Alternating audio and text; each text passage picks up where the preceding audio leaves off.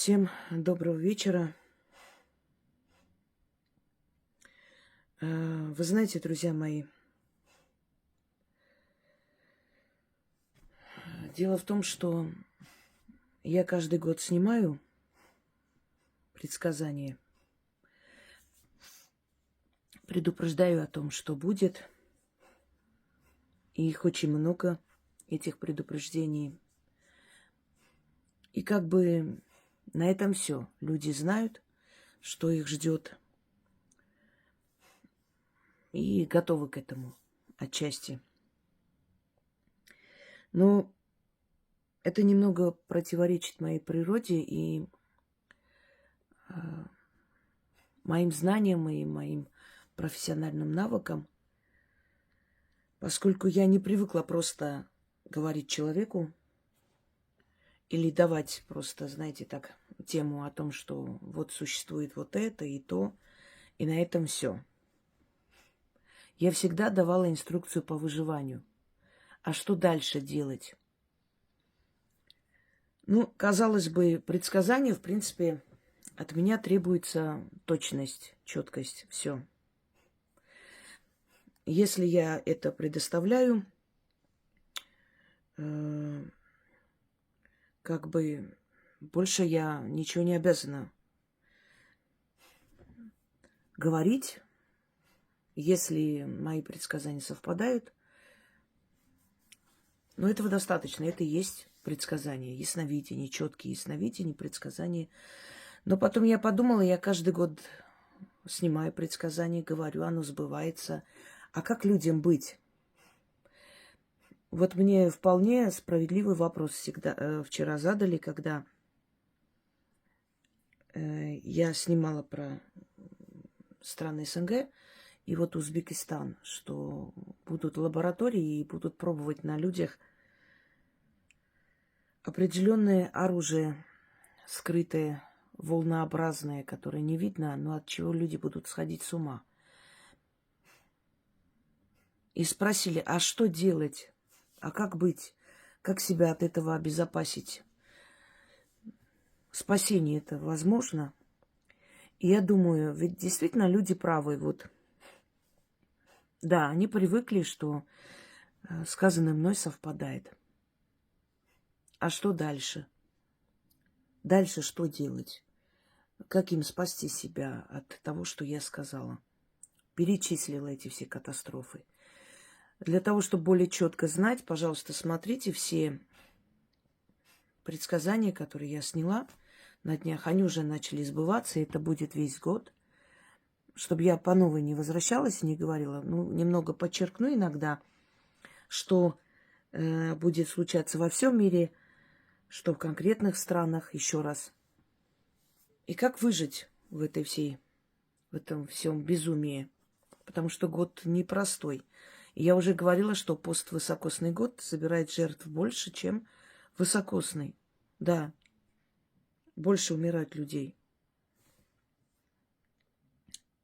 И вот эта подземная змея, это царь-змей, Василиск, царек, он заберет очень много жизней. Кроме всего прочего, мифология, теология, если мы перелопатим, то мы увидим огромное количество змеиных образов.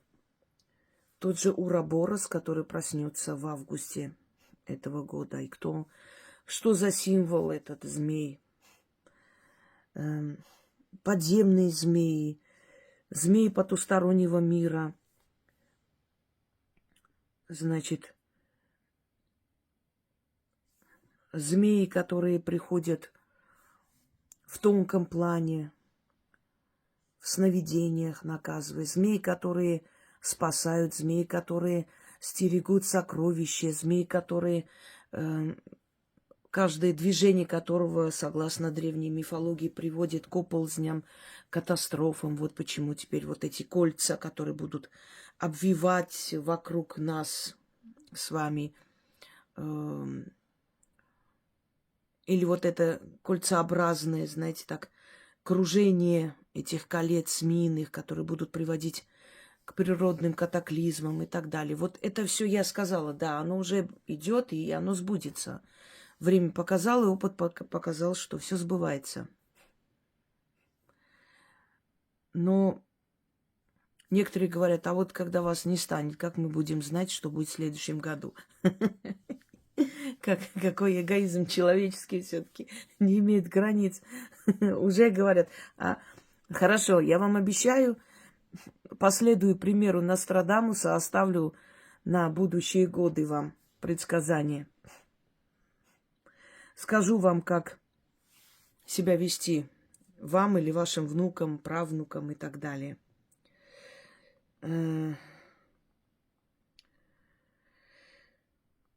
Сегодня я решила, что впредь я буду каждый год снимать инструкцию по выживанию. Вот я сняла на весь год, что будет, а потом помогу вам выжить в этой ситуации. И те, кто услышат, те, кто последует моему совету, значит, у них будет год намного лучше, иногда и на отлично. Помните, в 2020 году я предупреждала, что в Казахстане вода будет нехорошая, отравленная, что надо остерегаться и нужно кипятить воду. Когда потом многие сказали действительно, что вода несла с собой многие болезни. И когда начали кипятить воду, они тем самым спасли и свое здоровье, и некоторые и жизни. Вот инструкция по выживанию была дана. Сейчас хочу на все эти происшествия дать эту инструкцию по выживанию. Несколько дней назад, когда я снимала про США, сказала, Лас-Вегас особенно отличится. Слышали, да, что случилось в Лас-Вегасе? Это начало. К сожалению, увы, но весь год у Америки будет эти кровавые расправы,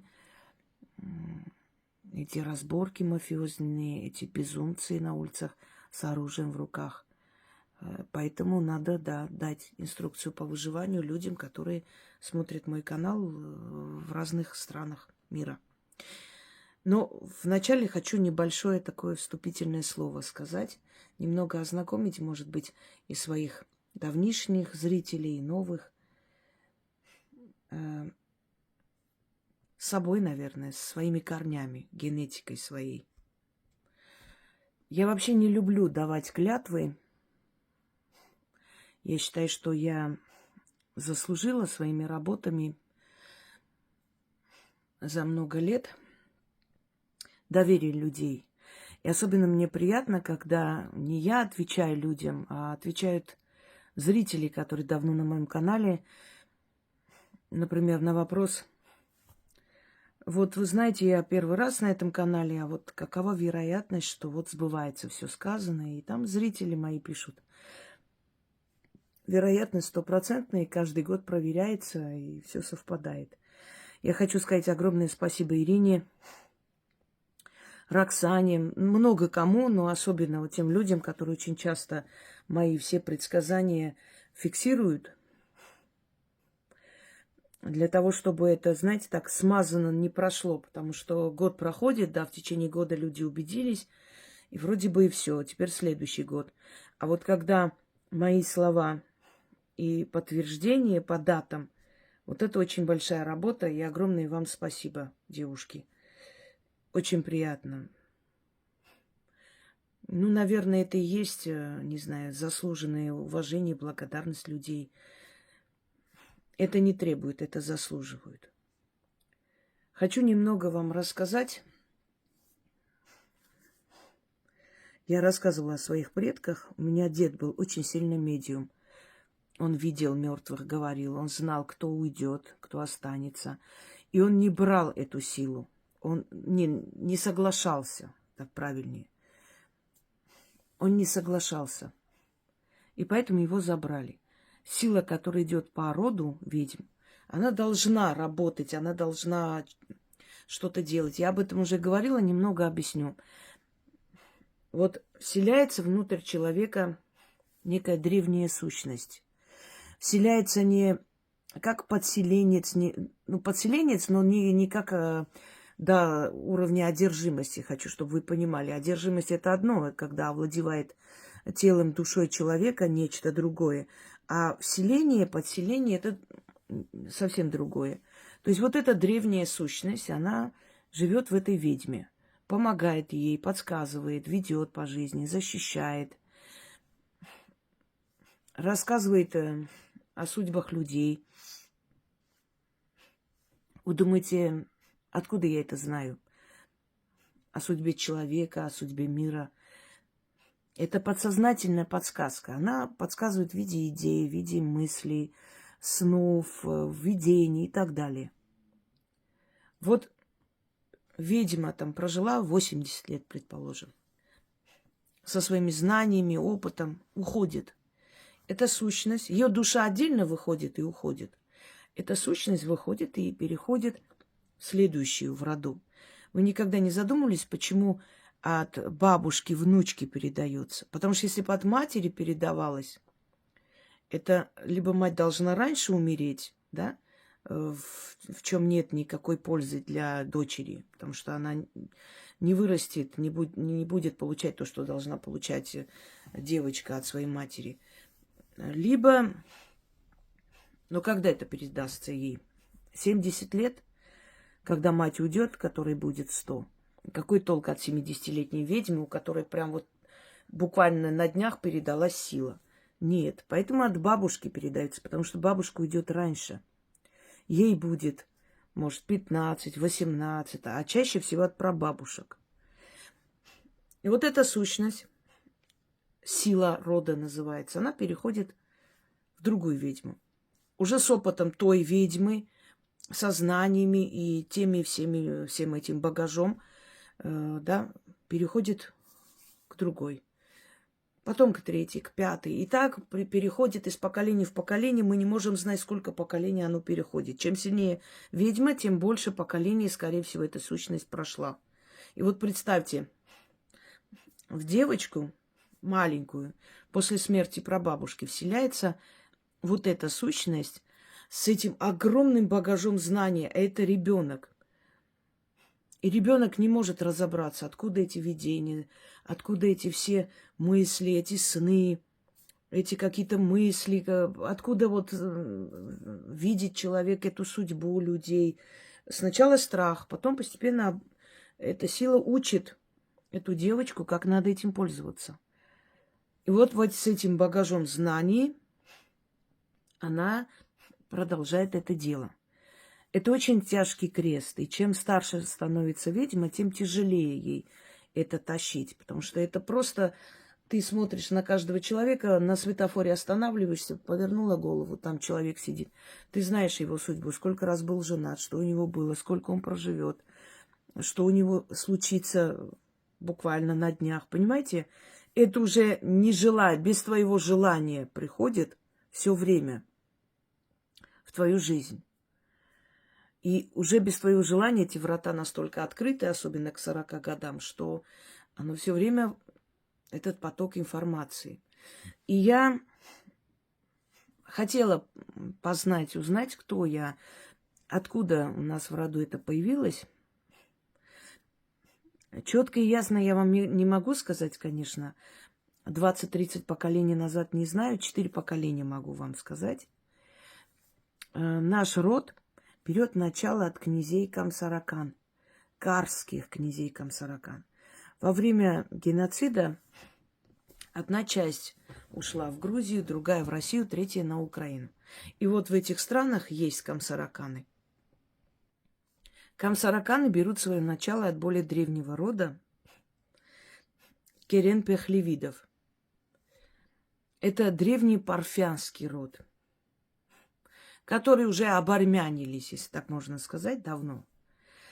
Древний парфянский род, а они берут начало, в свою очередь, и родственные, и близкие, царям Аршакидам. Так вот, когда-то один из парфянских царей, Бахрамгур, отправил своего брата Хосрова царить в Армении. И династия Аршакидов утвердилась в Армении. Парфянская династия стала армянской династией. Из этой династии выходят Керен-Пехлевиды, Камсараканы, Захариды. Значит, далее уже потом многие, конечно, взяли другие фамилии. Есть, например, среди армян фамилия Иваняны. Это от братьев Иване и Захаре, Захариды. Они были дяди по матери. Да, по бабушке, извиняюсь, бабушка была армянка у царицы Тамары. Хотя это армянские Багратиды потом стали грузинскими царями. Но в любом случае это уже грузинские цари. Багратиды, Багратиони, которых вы знаете. Так вот, один из знаменитых моих предков до времен, значит, в 990 году рожденный человек, это X век, звали его Григор Магистрос. Он прославился как ученый, как математик, как астролог. Он открыл школу, открыл первую, значит, обсерваторию и первый институт средних веков, раннего средневековья. Его пытались объявить, то есть обвинить в ереси, в колдовстве, но не получилось, потому что он был великий ученый, у него были большие связи с Византией, с, значит, другими древними цивилизациями того времени, и это его защитило. И еще есть такая легенда, рассказ о моих, опять же, дальних предках. Почему я взяла псевдоним Хосроева? Намек на царя Хосрова, родоначальника изначально нашего рода, вот с тех самых времен. Его дочь Хосров-Духт. Духт это с персидского означает дочь. Если вы знаете немецкий, да, доктор или тохтер, что означает дочь. Видите, индоевропейские языки похожи. Так вот, она считалась ведьмой. И однажды кто-то обидел ее, разозлил, и она вышла на балкон своего замка и позвала ветер. И ветер поднялся и сорвал все цветы со всех полян и посыпал огромную долину. Отсюда и название Цах-Кадзор, долина цветов. Это сейчас в Армении такое место отдыха, то есть заповедные места. Моего деда 3 раза пытались расстрелять за его происхождение. И я готова поклясться жизнью своего единственного ребенка, что это истинная правда. И все, кто знал эту историю, конечно, вам не подтвердят, потому что вы их не знаете, а не вас. Но я открыто говорю об этом, потому что я знаю, что это истинная правда. Моя прабабушка что-то начитывала, что-то говорила, что-то, какую-то защиту ему ставила. И его 3 раза вели расстрелять. Даже говорили, могу назвать, Маузер называется такой револьвер того времени, сейчас такой не производят. Вот этот Маузер направляли на него 3 раза. И этот Маузер давал осечку. И тогда этот офицер сказал: иди домой, ты праведный человек. Что-то мешает мне тебя убить, значит, ты должен жить. Но из-за этих переживаний он получил рано онкологию и умер. Из-за этих переживаний человека 3 раза вели на расстрел. Ну, каково это, что чувствует человек? За что? За то, что он собирал сирот, за то, что он этих бедных сирот обустраивал, значит, воспитывал, выдавал замуж, женил, давал им приданое и так далее. За это все. Ну,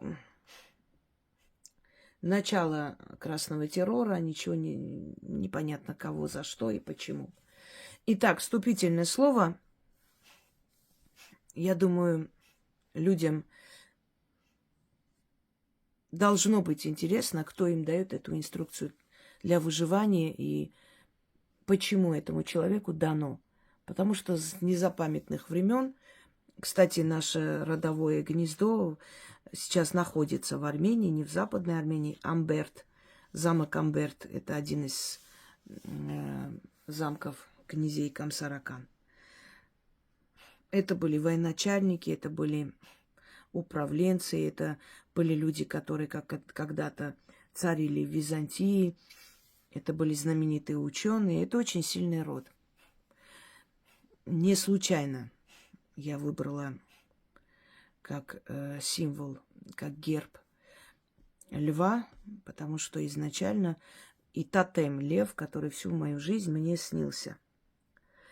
Итак, друзья мои, если кто-нибудь посмеет написать, вот начинается инструкция по выживанию с такого-то времени, будет выкинут с форума, потому что это абсолютно неуважение к человеку.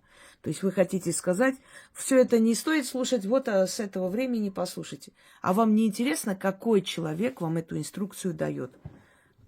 Что этот человек из себя представляет? Вам не нужно знать? Я думаю, что нужно.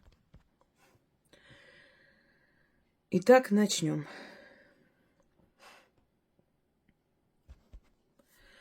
Как я уже и сказала, немного дополню заодно. Америка. Обрушатся башни.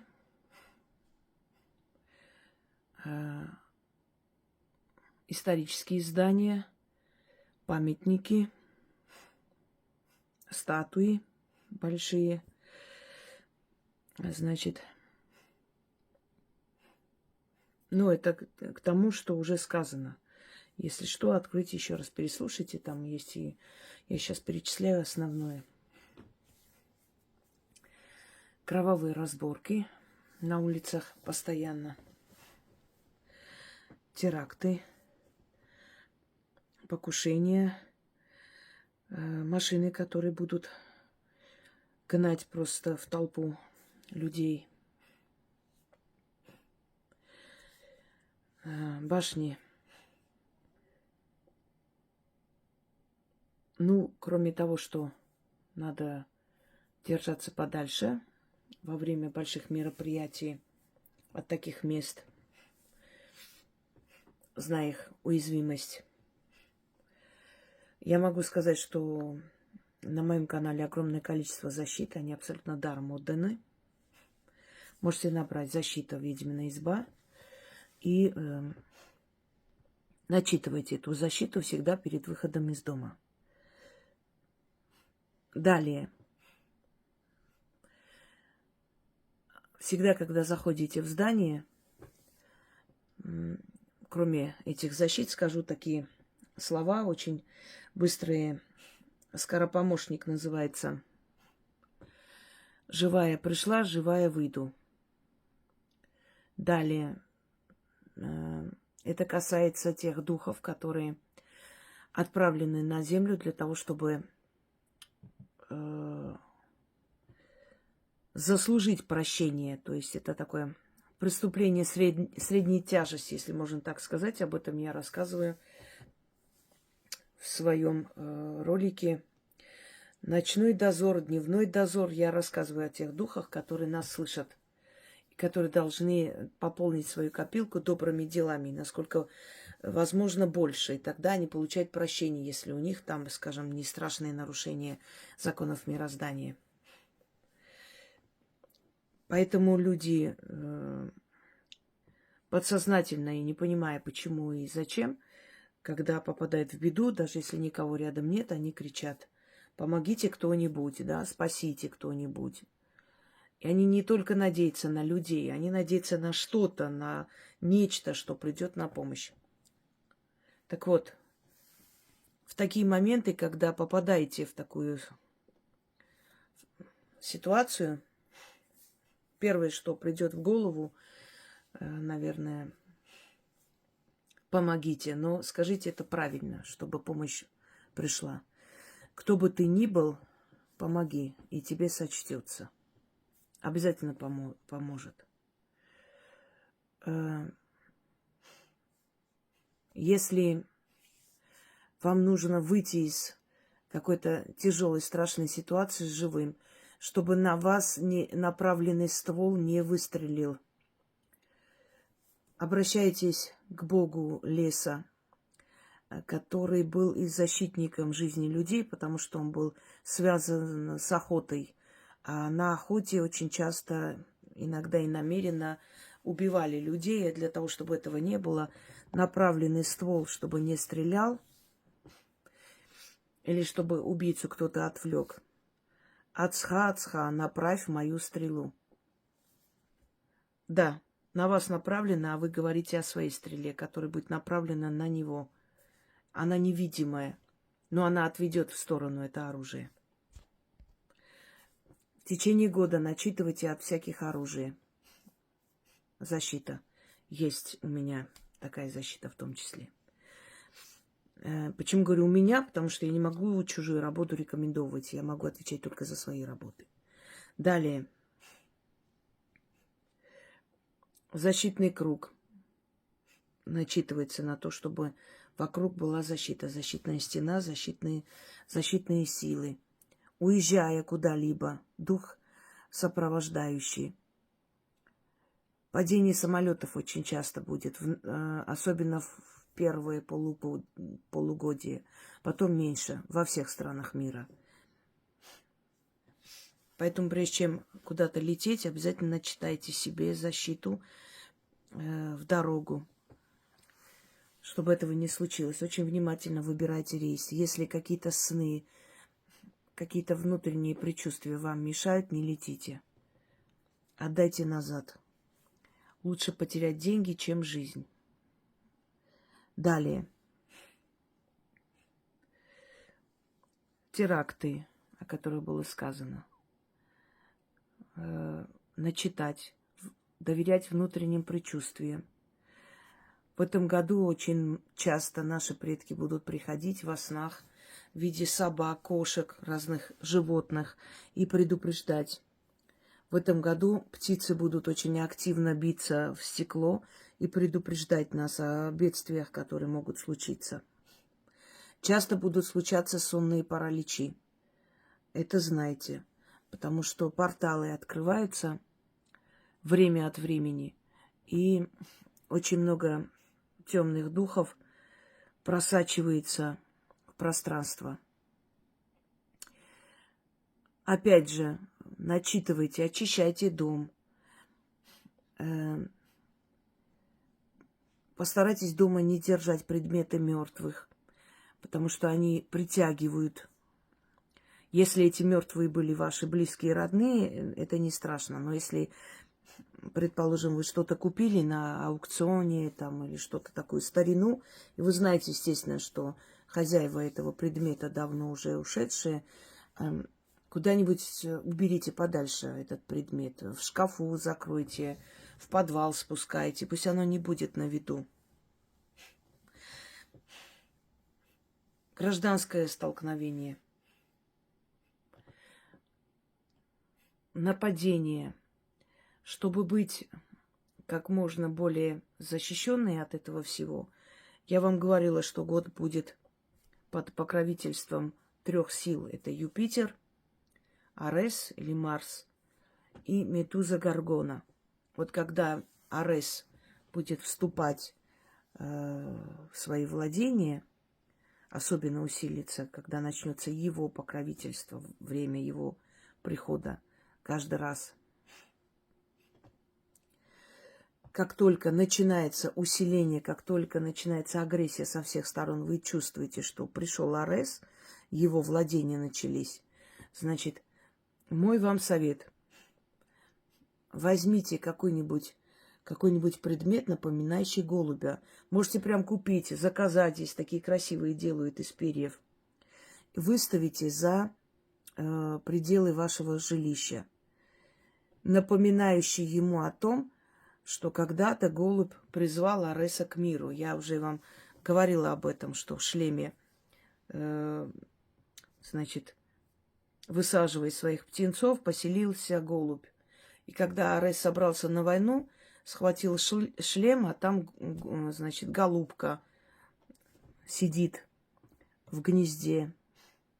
Он хотел выкинуть птицу, а Венера на римский манер или Афродита на греческий взмолилась, что, пожалуйста, подожди, пока не вылупится, и потом выгонишь ее, пока не нужно. Он послушался жене, уступил. Когда они вылупились, эти птенчики, Арес опять схватил шлем, потому что он должен был пойти и создать войну в мире. Он собирает время от времени себе отряд, он собирает души, он собирает лучших воинов, забирает из нашего мира. Почему лучшие гибнут? Потому что боги войны забирают себе туда их. А кому нужны немощные, ничтожные, трусливые, малодушные? Они не нужны, нужны лучшие. Лучших забирает он. И вот лучшие души приходят, чтобы пополнить свою армию душ. Схватил он шлем еще раз, а там опять голубка сидит уже с маленькими птенчиками. И тогда, значит, Афродита опять просит супруга, умоляет, что ну не трогай, пускай они улетят с гнезда, потом заберешь шлем. Он опять уступил. И вот так голубь держала некоторое время в этом мире спокойствие, не давая Аресу забрать шлем и начать войну. И поэтому символом мира становится голубь. Вот и по этой причине.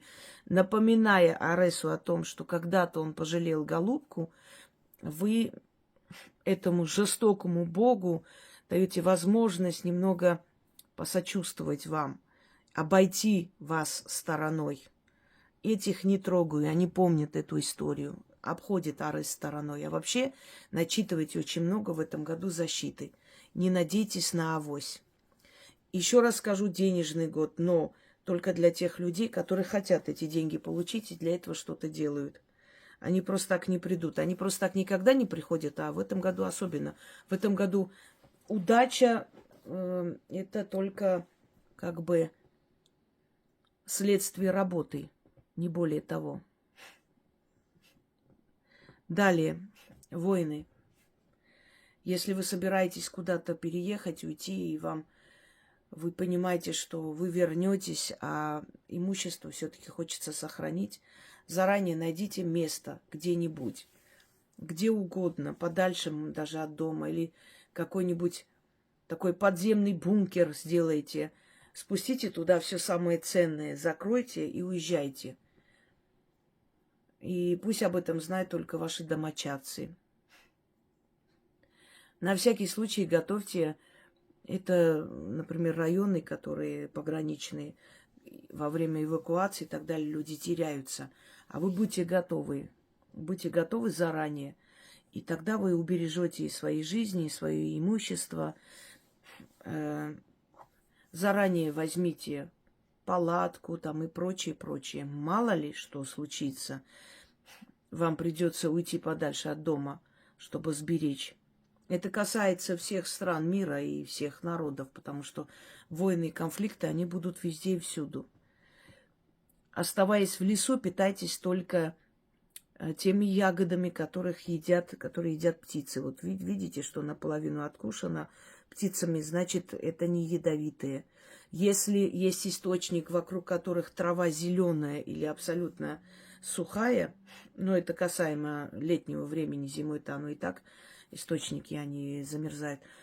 Если вокруг трава сухая, если тем более вы увидите мертвых животных, лягушек, змей и так далее, не приближайтесь. Это отравленные источники. Они отравляются внутренними подземными газами. И поэтому, если вы, значит, используете эту воду, вы можете не выжить.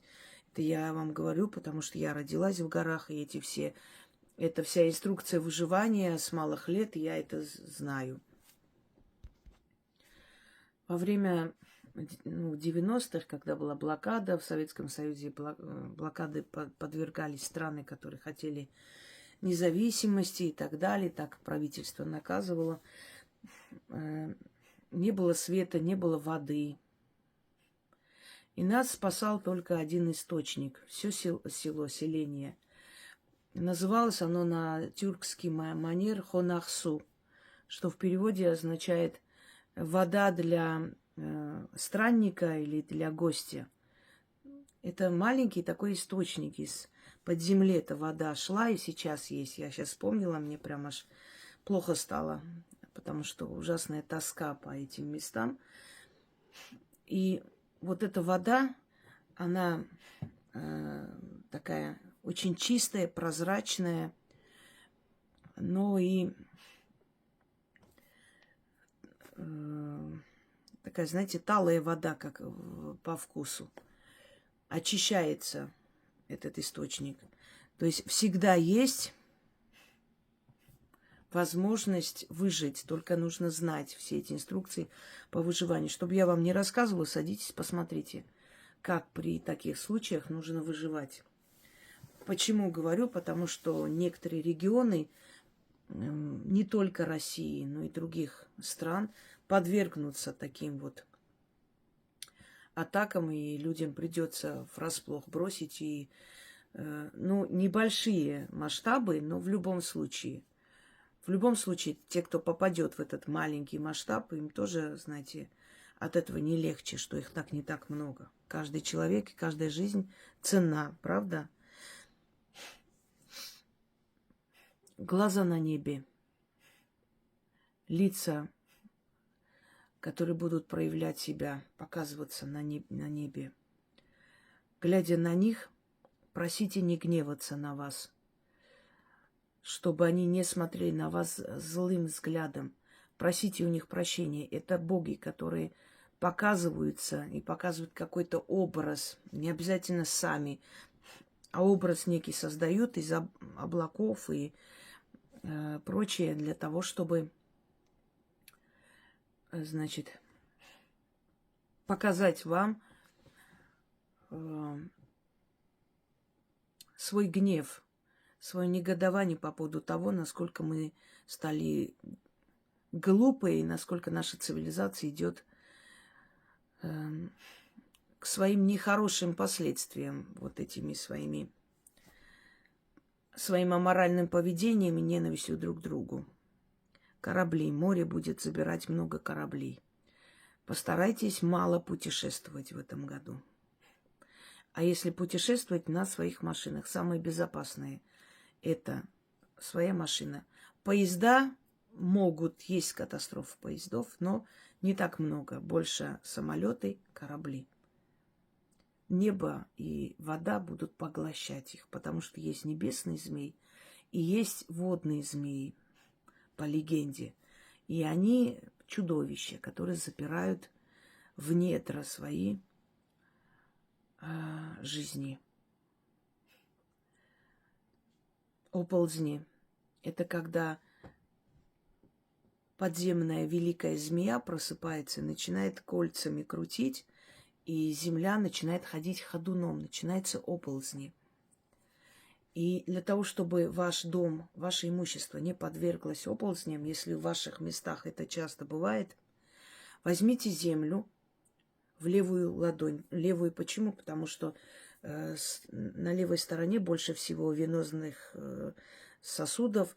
Это прямая дорога к сердцу, это место чувствительности, еще называли дорога к душе и так далее. Возьмите в левую руку землю, поцелуйте эту землю 3 раза, значит, посыпьте в мешочек, завяжите и носите с собой в сумке или дома положите, если вы дома находитесь.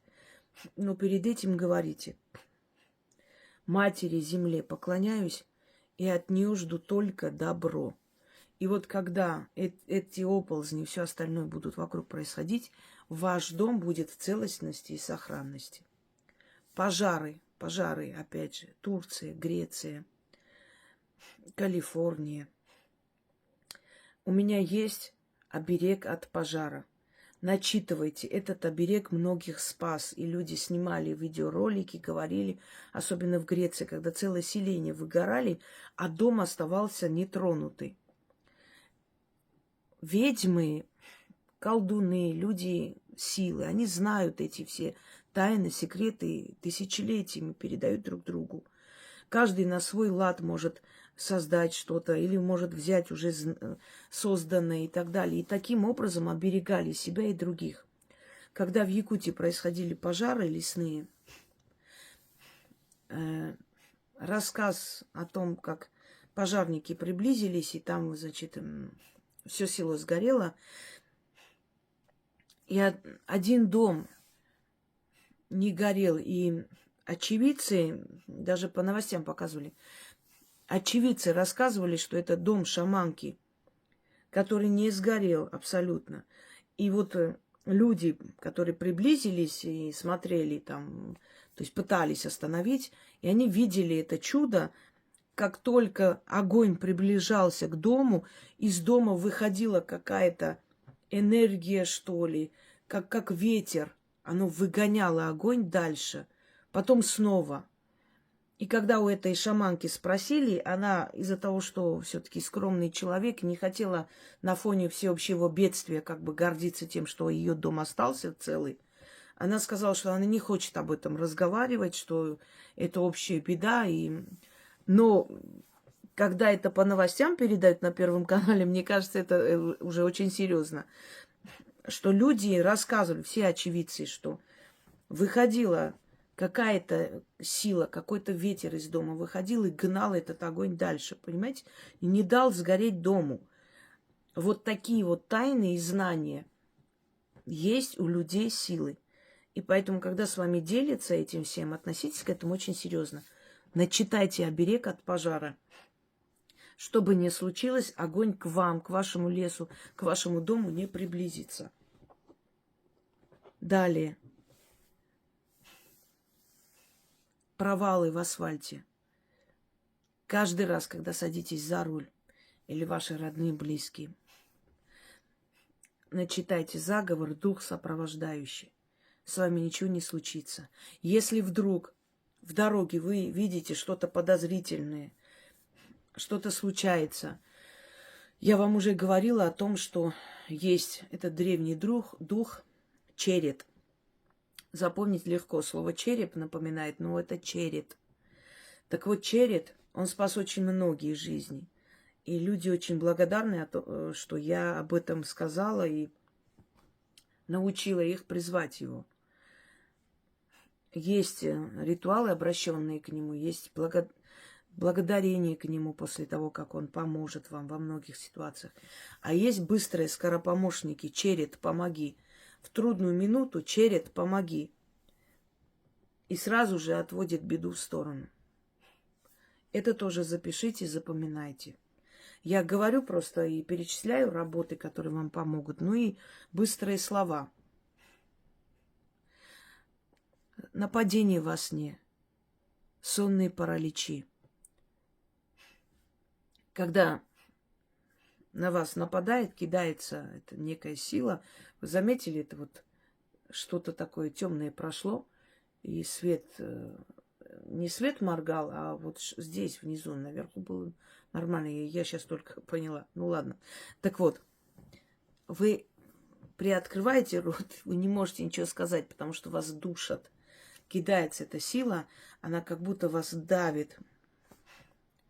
Вот это нападение ученые называют сонный паралич. Парализует все тело, не может двигаться. Иногда открытыми глазами ты видишь такое ужасное нечто, но не можешь ничего делать, не можешь ни убежать, ничего. Тебе остается просто ждать, пока это закончится. В мыслях скажите, призывайте любое божество, которое вы знаете и верите, или всех богов. В мыслях именем всех богов отойди от меня, и он сразу вас отпустит. Но знайте, если такое поселилось в вашем доме, все-таки лучше это убрать, конечно, со временем. Он просто не даст вам житья. Но в этом году много будет такое. Природные катастрофы. Чтобы избежать природных катастроф, всегда начитывайте защиту себе и своим детям. Еще помогайте, пристраивайте, лечите, кормите бездомных животных. Делая такое, вы становитесь соратником, любимцами Матери Земли, потому что это сама Мать, природа создала их. Вы становитесь под покровительством, под этой защитой и под этим щитом Матери Земли. И поэтому вас обойдут эти катастрофы природные. А они будут. И пожары, и наводнения, и все что угодно. Это такой год пострашнее дракона. Хотя у него есть и свои минусы. Плюсы, извиняюсь, которых не было в годы дракона. Да, прошлый год был не очень в денежном плане. В этом году очень. Но, смотрите, одной рукой дает, другой отнимает. Отравление. Господа, любящие отдыхать там, тут, ездить по сомнительным там каким-то санаториям за маленькие цены. Очень любящие в Египет, в Турцию, еще куда-нибудь. В этом году отравление будет постоянно. Будьте осторожны.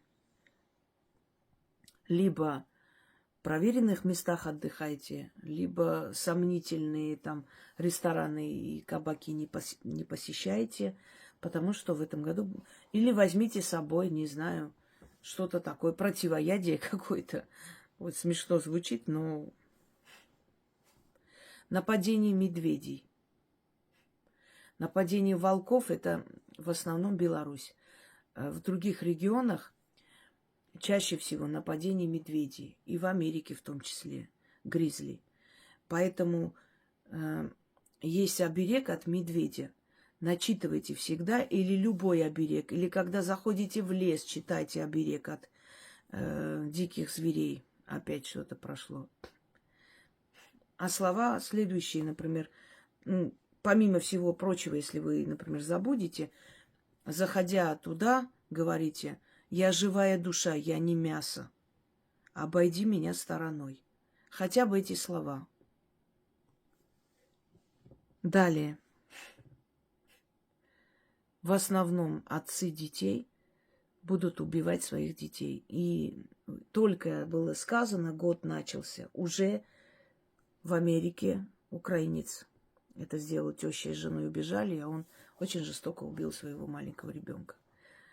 В России это случилось. Еще где-то случилось. Товарищи женщины, терпеливые, любящие штаны, которым надо за долготерпение поставить памятники из дерьма. Помните, что вы матери, вы не самки. Если он должен убить, пусть прибьет вас. По крайней мере, это будет справедливо, потому что вы выбрали эту мразь, а не ваш ребенок. Вот когда та теща и мать убежали, оставляя ребенка маленького этому уроду, они что думали? Они спасли свои задницы, а ребенка оставили. Ребенок выбирал этого урода морального, или ты, баба? Кто выбрал эти штаны? Ты выбрала. Вот себя и подставляй под удар. Не имеете вы права своих детей подставлять под удар, если вы выбрали это существо. Если вам нравится, как животное оприходует вас по ночам по 50 раз, и вы получаете от этого кайф, если у вас это театр, если у вас это представление, если у вас это игра сексуальная, бьет, потом имеет, вас очень забавляет, для ребенка это серьезно. Ребенок не понимает, что это игра. Ребенок это воспринимает всерьез. И ребенку больно и страшно за маму и папу. Мамаши, если вы не хотите на старости лет подыхать в одиночестве, чтобы ваши дети даже знать вас не хотели, то вот сейчас оберегайте их жизнь, психику, здоровье и уходите от таких тварей, потому что в этом году эти твари особенно будут жестоко расправляться с вашими детьми. Я понимаю, некоторые, может, скажут: да ничего страшного, еще нарожаю, понятное дело. И такие есть существа. А вот для разумных говорю, в этом году от таких уходите. Этот год вам не простит вашу вот эту вот чмошность и малодушие, не простит. Расплатитесь, очень страшно, огромную цену заплатите за ваше вот это так называемое долготерпение, что я называю бесхребетностью.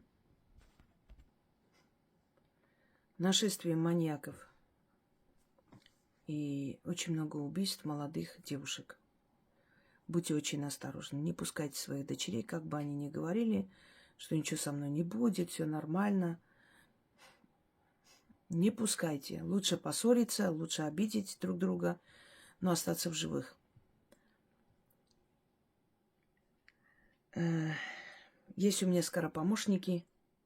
Если поздно возвращаетесь, если у ваших дочерей бывает иногда, что они там едут куда-то, или приходится поздно возвращаться, вы не думайте, что если у вас транспорт, то вас это минует.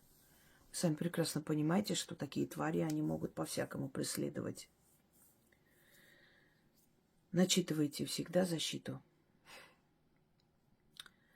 Я как-нибудь дам еще работу. Кстати, у меня есть защита от нападения зверя. Да, отдельно я снимала. Дам еще защиту. Не знаю, как назову как-то. Может быть, от душегуба. Может быть, так. Чтобы это вас миновало. Но, кроме всего прочего, у меня таких защит огромное количество. Во-первых, будьте очень осторожны. Во-вторых, скоропомощники и слова «кто бы ты ни был, помоги». И много есть таких защит ночных. Призыв духа-хранителя. Если уж ничего вам в голову не придет, мои бабушки, прабабушки, дедушки, прадедушки, придите на помощь. Как угодно. И помните, что для таких ублюдков нетипичное поведение ваше очень их настораживает. Они привыкли к крикам, к ужасу. Спокойный разговор. Не кричите, не пытайтесь оскорбить, не пытайтесь напасть, ничего. Попробуйте тянуть время. Сделайте вид, что сзади него кто-то стоит. Скажите: нет, нет, вы не подходите, у нас все хорошо. Пусть он свое отвлечет, то есть внимание в сторону. В этот момент вы можете его просто толкнуть, что есть силы, и убежать.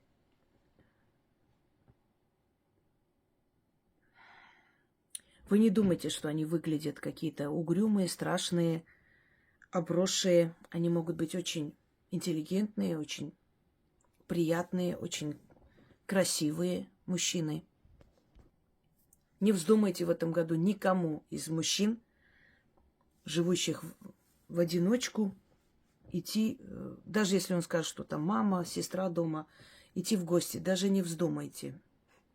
Даже если это друг детства, даже если вы его знаете. Чикатило тоже, знаете, многим был другом детства и хорошим педагогом. И многих своих учеников сопровождал как педагог через лес, когда шли в училище. И многие из них пропали без вести. Потом поняли, кто это сделал. Вот этот хороший, добрый превращается в какой-то момент, как только видит вас в лесу, что кроме вас никого нет, или закрывается дверь за вами, вот этот добрый, хороший превращается в зверя. С горящими глазами, внутри него просыпается этот монстр, и он просто готов растерзать. Был такой Головкин, последний расстрелянный маньяк. Что он вытворял, я даже говорить не хочу. Но гараж Головкина, который был недалеко от дачи Ельцина в Барвихе, насколько я помню. Люди потом просто засыпали там все, взорвали. В этом гараже творилось просто нечто страшное, до такой степени страшное и ужасающее, что следователь, который вел это дело, просто в один день посидел. Молодой был еще мужчина. Пришел домой ночью, жена открыла и сказала: ты весь седой, ты себя видел? Понимаете? А как он привлекал этих ребят? Разговаривал с ними, общался, приглашал к себе, рассказывал о лошадях. И так вот, дядя Сережа, хороший человек. Так что вы не думайте, что люди, которые вам знакомы с детства, не могут оказаться монстрами. Я своему сыну говорила всегда, даже если это твой учитель тебя позвал что-то там помочь или сделать, ты скажи, я сейчас маме позвоню, скажу, что я к вам иду. И если после этого этот учитель скажет, не надо, значит, что-то не то с этим учителем. Никогда не доверяйте никому, и своих детей инструктируйте. Бабушка, которая, божий одуванчик, которая просила девочек, мальчиков донести сумки до квартиры, открывала дверь, а там ее сын чудовище, который варили суп из этих детей. Знаете, да, такая история тоже была. Этот год вот таких упырей будет много. И эти упыри, конечно же, не родятся в один день, они есть. Но в этом году их натура упыря будет особенно активным. Будьте очень осторожны. Не принимайте никакие приглашения домой. Встречайтесь с человеком всегда в общественном месте, в ресторане, в кафе, где много людей. В парке гуляйте, гуляйте так, чтобы на виду были люди. Люди не приходят слушать, что вы там говорите, там, о ваших любовных делах. Им это не интересно. Но, по крайней мере, прилюдно они не посмеют, они трусы. Если вы хотите понять, что ожидать от этого человека, у этих людей нет эмпатии, у этих людей нет сочувствия. Вот вы порезались, у человека не будет никакой реакции на это. Вы упали, он мимо пройдет, не подаст руки. Он даже не заметил, что вы упали. Ему настолько неинтересно вы и беда вообще всех вокруг. Это люди, которые мучили кошек-собак в детстве. Если есть такие, значит, пробелы в детстве, то от кошек-собак и до человека полшага. Люди, которые смачно рассказывают о различных преступлениях, о войне. Странности вы можете заметить. Это может быть вполне нормальный человек, как кажется. И запомните, такие люди всегда обеспечивают себе алиби по полной программе. Они создают впечатление очень достойного, очень культурного, очень образованного, очень спокойного. Иногда абсолютно серые личности, могут дворниками работать, сантехниками, вообще никакие неприметные, поэтому их долго ищут и не могут поймать. А вот тот человек, который, да иди ты, да вот я сейчас тебя порву и так далее. Эти люди как раз очень безобидные. Потому что те, которые способны на это, они себя ведут настолько культурно и правильно, что не подкопаешься. Еще раз вам напомню, все эти товарищи, они, когда соседи спрашивали, да что вы, чтобы он такой, нет, он кошки не обидит, он собак приводил домой, лечил, он кошек лечил, он все время, он такой безотказный человек, что не попросит, сделает и так далее. Абсолютно социальный, абсолютно добрый, они играют роль. Вот они увидели, какая роль лучше всего удается. Они эту роль играют. Не чувствуют они ничего. Поэтому будьте осторожны в этом году. Кометы, небесные тела. Их будет очень много. Очень много небесных явлений в этом году. Каждая комета погасшая или которая будет улетать мимо, или их еще называют космический мусор, это камни когда-то разрушенных звезд миллионы лет назад. Они летают по планете, иногда встречаются, иногда падают. Вот звездопадов в этом году много будет. Различных явлений. Они оповещают о смене власти где-то, оповещают о смерти знаменитых, великих людей. Каждый раз после этого падения что-нибудь такое, кто-то из великих и могущественных будет уходить в мир иной. Переломный год, понимаете? Как я уже сказала, поднимаемся из бездны. Гул земли. Когда слышите гул земли, какой-то вой земли, Это оповещение о том, что Земля скоро примет очень много тел. Всегда после этого гула обязательно что-нибудь случается. Скажите, Земля мне мать, а не мачеха. Про себя там полголоса. Далее. Ураборос. Змея, которая кусает себя за хвост. Ураборос проснется в августе. Это означает, что цикл тысячелетия завершился, и время начнет протекать совсем по-другому. Временами будет ощущение остановки времени, временами очень быстро. Это будет длиться полгода. Если у кого-то проблемы с сердцем или у кого-то головные боли, горе этим людям. Они будут это чувствовать на себе просто как 9-бальный, знаете, вот, там, держитесь 9 баллов. Постоянно будет швырять отсюда туда, оттуда сюда. Время будет протекать необычно, непонятно. Хочу вам сказать, что Ураборос в мировой теологии и мифологии в нескольких местах соединяется. Там, где Араратские горы, змея кусает себя за хвост. Считается, что один Арарат, большой и малый, это, значит, большой это голова, малый это хвост, а он кусает себя за хвост. В этом месте это историческое место, место постоянных сражений, место перехода земли туда-сюда, из рук в руки. Второй Ураборос – это Лысая гора на Украине, там кусает змея себя за хвост. И в этом месте постоянные сражения, оттуда начинаются постоянные, значит, войны, конфликты и прочее. И третья змея, которая кусает себя за хвост, это Уральские горы. А Уральские горы, они знамениты тем, что самые древние горные вершины находятся там. И оттуда идет вот это вот начало колыбель многих народов России. Урал, значит, далее, Алтай, Урал, вот эти вот Нагорья.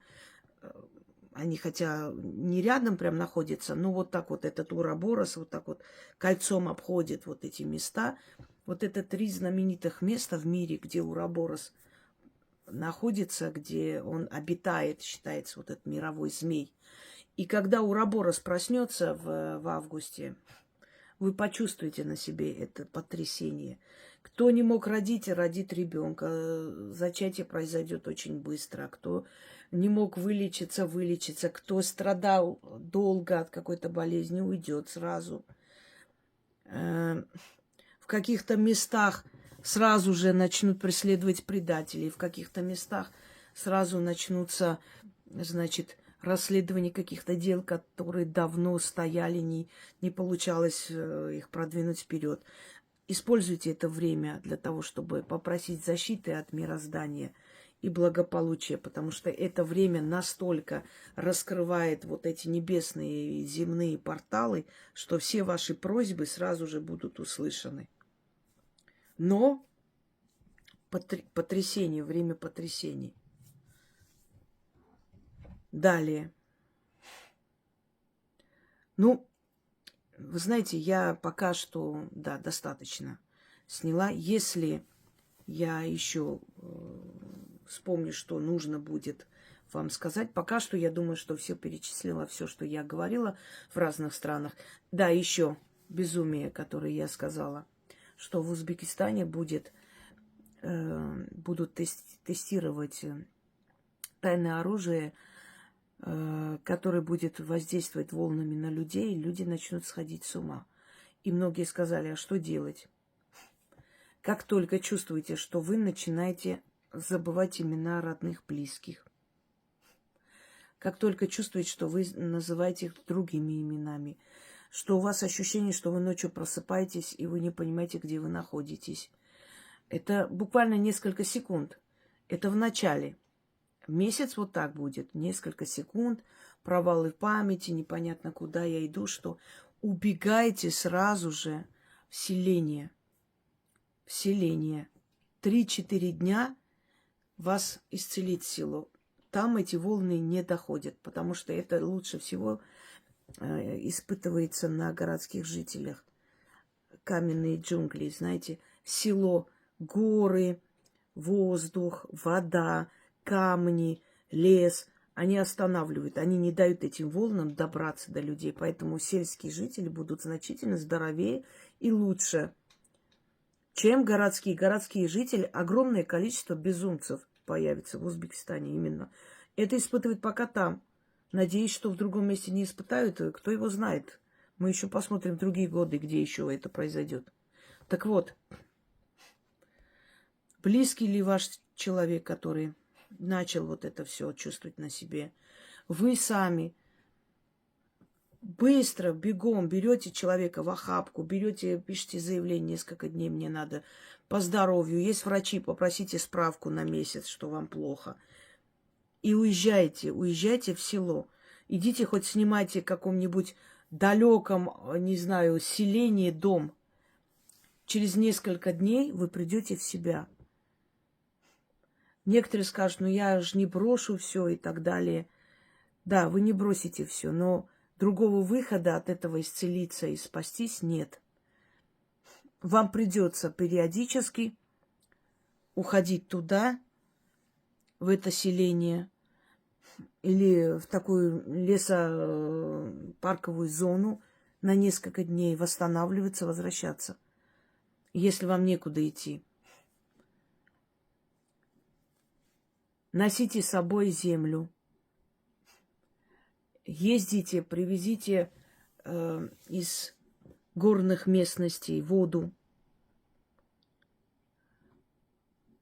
Употребляйте. Эта вода отчасти она будет вам помогать, потому что она носитель энергии, силы земли, силы природы.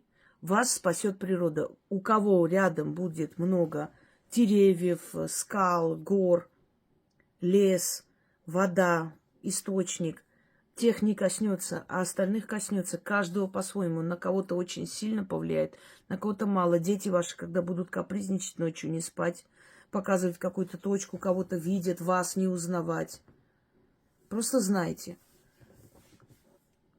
А когда вы узнаете, кто это делает, пусть народ с ним потом расквитается. Потому что это будут делать на верхах. Они получили огромные деньги за то, чтобы позволить ставить эксперименты на своем народе. Плевали они на вас, понимаете, изначально. Как дочка этого вашего главного товарища, который помер, грабила весь Узбекистан без зазрения совести, так и сейчас вся родня, все... Вы их свадьбы видели? Какие свадьбы? Откуда у них деньги? Они нигде не работают, ничего у них нету особо. Никакого предприятия, ничего в Узбекистане так прям уж не работает. Откуда у них эти миллиарды? Вас продают. Вот и все. На всякие эксперименты. Таинственные места Земли появятся. Вы вдруг заметите, что у вас в лесу, когда вы идете гулять, как будто попадаете в иной мир. Ощущение, что вы что-то поняли, почувствовали. Вам дают ответ на все вопросы. Как только вы это поймете, время от времени идите туда, в это место спрашивать, просить помощи. Посидите, просто насладитесь природой, и вам придет ответ оттуда, что и как делать. Но не злоупотребляйте. Особенно эти порталы будут открываться там, где лес, вековой лес, лес, где много дуба, лес, где есть источники воды, лес недалеко от мест сражений. Вот в этих лесах весь год будут открываться порталы, в которых люди будут узнавать очень много интересного. Они есть, это называется дверь в иной мир, в иномирие, переход в иной мир. Вообще в этом году очень много пророческих, очень много вещих снов, которые вам помогут выжить. Когда мироздание дает испытания, она дает еще и инструкцию по выживанию. Только дело в том, что те, кто услышат, поймет и воспримет всерьез и с уважением, и применит в своей жизни, те выживут. А все остальные как хотят. Так всегда было. Желаю всем удачи и надеюсь, что эта информация вам будет полезно. Всего хорошего.